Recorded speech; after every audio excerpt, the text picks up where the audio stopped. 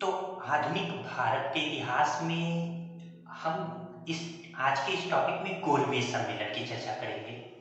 गोलमेज सम्मेलन एक बड़ा ही महत्वपूर्ण टॉपिक है आपकी परीक्षा के लिए। अब तक हमने सविनय अवज्ञा आंदोलन की चर्चा की। सविनय अवज्ञा आंदोलन के बाद ही ये गोलमेज सम्मेलन शुरू होता है। कुल 3 गोलमेज सम्मेलन हुए थे और इन तीनों के बीच में कुछ कुछ पृष्ठभूमि हुई जिनका क्रम जानना आपके लिए जरूरी है। तो सबसे पहले हम क्रम देख ले कि किस किस क्रम में क्या क्या हुआ था तीनों गोलमेज सम्मेलन के बीच में, क्योंकि डेट भी महत्वपूर्ण है। तो सबसे पहले पहला गोलमेज सम्मेलन जो कि 12 नवंबर 1930 से लेकर 19 जनवरी 1931 तक हुआ था। ये गोलमेज यानी राउंड टेबल, ये सारे जो सम्मेलन हुए थे ये सभी सम्मेलन लंदन में हुए थे, इंग्लैंड में हुए थे। पहले गोलमेज सम्मेलन में भारत की तरफ से कांग्रेस का प्रतिनिधि बनकर कोई नहीं गया। डिटेल में चर्चा करूंगा आगे, पहले ये भूमिका देख लें। इसके बाद से गांधी इरविन समझौता होता है। गांधी इरविन समझौता के बाद 5 मार्च 1931 इधर सविनय अवज्ञा आंदोलन स्थगित किया जाता है और इधर द्वितीय गोलमेज सम्मेलन में भाग लेने के लिए महात्मा गांधी कांग्रेस का प्रतिनिधित्व करते हुए राजपूताना नामक जहाज से लंदन जाते हैं। तो 17 सितंबर 1931 से 1 दिसंबर 1931 ये द्वितीय गोलमेज सम्मेलन, और इसके पहले 5 मार्च 1931 गांधी इरविन समझौता। डेट याद रखिएगा। द्वितीय गोलमेज सम्मेलन में गांधी जी जाते तो हैं पर यह सम्मेलन विफल होता है, जिसके बाद गांधी जी भारत आते और पुनः जो सविनय अवज्ञा आंदोलन है उसे प्रारंभ करने का निर्णय लेते हैं। इसे द्वितीय सविनय अवज्ञा आंदोलन कहा जाता है, 1932 से 1934 तक। इसके बीच में गांधी जी ने हरिजन उत्थान के लिए काफी काम किया, वो हम आगे देखेंगे।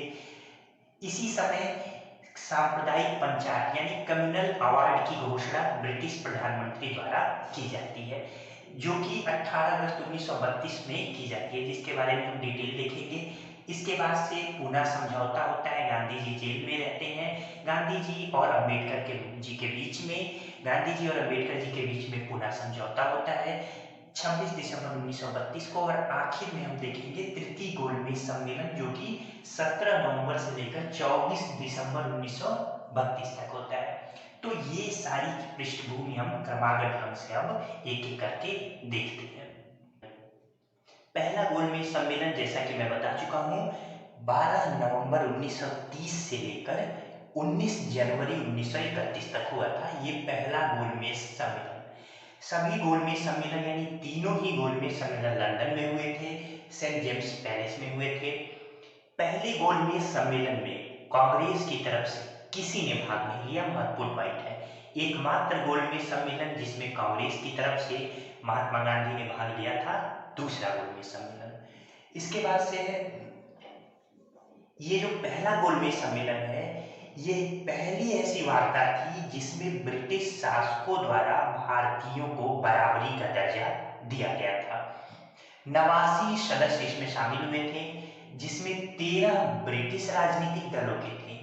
बाकी जो शेष थे वो भारतीय दलों के थे, कांग्रेस को छोड़कर, जिसमें उदारवादी दल, मुस्लिम लीग, हिंदू रजवाड़े, दलित वर्ग, इसी तरीके से अन्य रजवाड़े भी इसमें थे। जैसे अन्य रजवाड़ों में जैसे भोपाल की बेगम वगैरह। तो इस तरीके से दलित वर्ग का प्रतिनिधित्व जो है वो भीमराव अंबेडकर जी ने किया था पहले गोलमेज। तीनों ही गोलमेज सम्मेलन में अंबेडकर जी ने ही प्रतिनिधित्व किया था दलित वर्ग का। सभी प्रतिनिधि, ध्यान रखिएगा, बंबई के बेलार्ड पियरे बंदरगाह, कौन? बेलार्ड पियरे बंदरगाह, ठीक। तो बेलार्ड पियरे बंदरगाह से वायसराय ऑफ इंडिया नामक जहाज से लंदन पहुंचे थे। उद्घाटन जो इस पहले गोलमेज सम्मेलन का किया था ये जॉर्ज पंचम ने किया था, जो कि ब्रिटेन के सम्राट थे, और अध्यक्षता ब्रिटेन के प्रधानमंत्री रैमजे मैकडोनाल्ड ने की थी। इस पहले गोलमेज सम्मेलन में भाग लेने वाले कुछ प्रमुख नाम: तेज बहादुर सप्रू, मोहम्मद अली जिन्ना, डॉक्टर भीमराव अंबेडकर, इसके अलावा बेगम जहां आरा शाहनवाज और श्रीमती राधाबाई सुब्बाराय। कौन कौन? बेगम जहां आरा शाहनवाज और श्रीमती राधाबाई सुब्बारायन। तो इस तरीके से ये पहले गोलमेज सम्मेलन की महत्वपूर्ण बातें रही।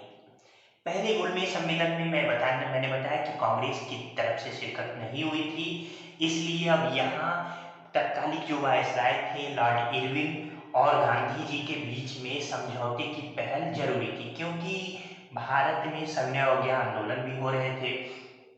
इसी समय एम आर जयकर, श्रीनिवास शास्त्री और तेज बहादुर सप्रू, जयकर, शास्त्री और सप्रू, इन तीनों के प्रयासों से ही 5 मार्च 1931 को दिल्ली में यह गांधी और इरविन समझौता हो पाया। यही कारण है कि इसे दिल्ली समझौता या दिल्ली पैक्ट भी कहा जाता है। गांधी और इरविन को दो महात्मा किसने कहा था? सरोजिनी नायडू जी ने कहा था। महत्वपूर्ण पॉइंट है, ध्यान रखिएगा, इसी समझौते के तहत कहा था सरोजिनी नायडू जी ने। कांग्रेस ने अब इसके बाद, क्योंकि कांग्रेस का जो प्रतिनिधित्व कर रहे थे गांधी जी कर रहे थे, तो गांधी इरविन समझौते के तहत कुछ शर्तें हुई, जिसमें कांग्रेस ने सविनय अवज्ञा आंदोलन समाप्त करने पर यानी अपनी इच्छा जाहिर की, तैयार हो गए कांग्रेस सविनय अवज्ञा आंदोलन को समाप्त करने के लिए तैयार हो गई। इसके अलावा कि वो बंदी जिनके ऊपर कोई भी ये हिंसात्मक केस नहीं थे, उनको उन भारतीय राजनीतिक कैदियों की रिहाई की भी बात अंग्रेज सरकार ने मान ली। बिना नमक कर दिए नमक, समुद्र तट पर नमक बनाने की अनुमति भी मिल गई। ये 3 महत्वपूर्ण पॉइंट। लेकिन चूंकि ये अहिंसक बंदियों की ही रिहाई हुई, इसलिए सरदार भगत सिंह और उनके साथी लोगों की रिहाई नहीं हो पाई। इसके बाद से आप जानते हैं 23 मार्च 1931 को इनको फांसी भी दी गई इन लोगों को, जिसके बाद से भारतीय युवा वर्ग और अन्य वर्ग गांधी जी के प्रति बड़ा ही आक्रोशित भी हुआ था। इसी समय जब मार्च 1931 में सरदार वल्लभ भाई पटेल जी की अध्यक्षता में कराची में एक विशेष अधिवेशन हो रहा था कांग्रेस का, गांधी जी जब वहां पहुंचे तो वहां युवाओं ने उन्हें काला झंडा दिखाया था, जिस पर गांधी जी ने कहा भी था कि गांधी मर सकता है परंतु गांधीवाद नहीं। सब महत्वपूर्ण स्टेटमेंट है।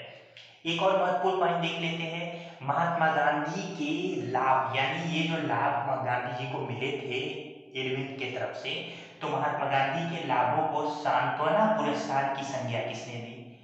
एलन कैंपबेल और जॉनसन ने दी थी।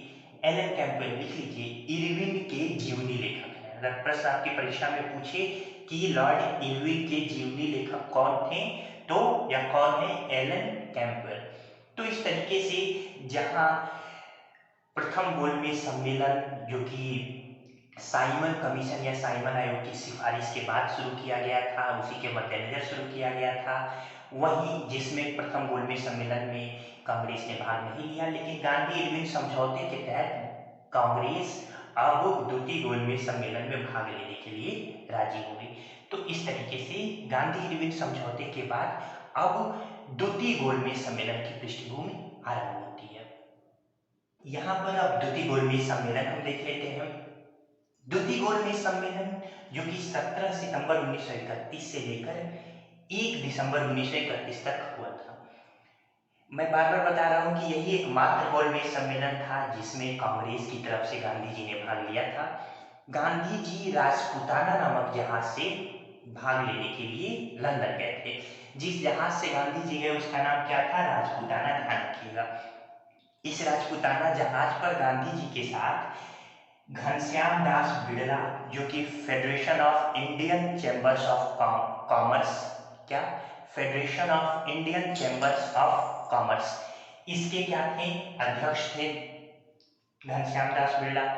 इसके बाद मदन मोहन मालवीय जी गांधी जी के साथ थे, सरोजिनी नायडू भी थी, महादेव देसाई थे, प्यारेलाल थे, और गांधी जी की जो शिष्या मीराबेन, जिनका वास्तविक नाम मैडलिन स्लेव था यह है, तो मीराबेन यानी मैडलिन स्लेव भी थी। इसके अलावा गांधी जी के सबसे छोटे पुत्र देवदास गांधी भी थे गांधी जी के साथ। तो इस तरीके से दूसरे गोलमेज सम्मेलन में भाग लेने के लिए राजपूताना जहां से इतने लोग गांधी जी के साथ गए थे। यहाँ यह बता देना जरूरी है कि मालवीय जी और सरोजिनी नायडू ये दोनों लोग अपने खर्च पर लंदन गए थे। अन्य दलों के नेता एस मुल्तान नामक जहाज से गए थे। ध्यान रखिएगा, श्रीमती एनी बेसेंट भी इसमें लंदन गई थी। सरोजिनी नायडू भारतीय महिला प्रतिनिधि के रूप में ये गोलमेज सम्मेलन में भाग लेने के लिए गई थी। इसके बाद से इसी सम्मेलन में विंस्टन चर्चिल ने देशद्रोही फकीर कहा था। उन्होंने ब्रिटिश सरकार की आलोचना विंस्टन चर्चिल ने करते हुए कहा था कि देशद्रोही फकीर को आप बराबरी का दर्जा देकर उसका सम्मान बढ़ा दे रहे हैं। इस समय भारत सचिव कौन थे? सैमुअल होर थे। और इस समय अब भारत के वायसराय भी चेंज हो चुके थे, बदल चुके थे। इरविन की जगह लॉर्ड वेलिंगटन भारत के वायसराय बन चुके थे। गांधी जी ने जब लंदन में पहुंचे तो वहां पर कई सारे लोगों से मुलाकात भी की। अपने लंदन प्रवास के दौरान गांधी जी जिस स्थान पर रुके उस स्थान को आपको जान लेना जरूरी है। तो गांधी जी लंदन के ईस्ट इंड मजदूर थे, यानी जो भारतीय मजदूर बस्ती थी, उसी भारतीय मजदूर बस्ती में उनकी एक शिष्या का एक महल था, ये घर था, म्यूरियल लिस्टर। याद रखिएगा, मैं यहां लिख दे रहा हूं, म्यूरियल लिस्टर। अगर भाषा के रूप में लिखना चाहें तो लिख लीजिए कि दूसरे गोलमेज सम्मेलन के दौरान गांधी जी ने लंदन के ईस्ट इंड मजदूर बस्ती में स्थित अपनी शिष्या म्यूरियल लिस्टर के यहां किंग्सले हॉल में प्रवास किया था। Kingsley hall